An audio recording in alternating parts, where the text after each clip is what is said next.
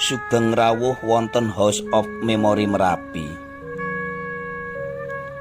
Iki dudu mung omah kenangan, nanging papan sing nyimpen luh donga lan crita urip. House of Memory Merapi dadi saksi nalika tentreme desa diganti swara gemuruh lan panase wedhus gembel.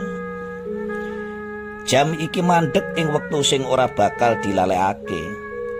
Dudu amarga rusak, nanging amarga wektu kaya mandheg nalika Merapi njeblug.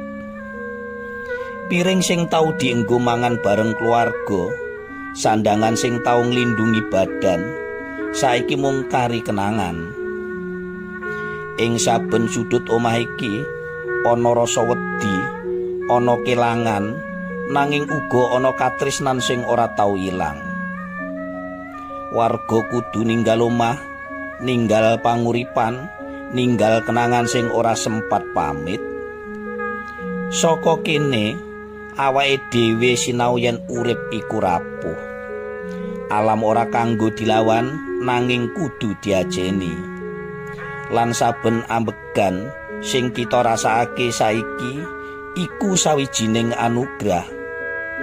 House of Memory Merapi ngelingake kita eling marang sedih supaya luwih kuat nyangga urip lan ora ana kelangan pangarep-arep.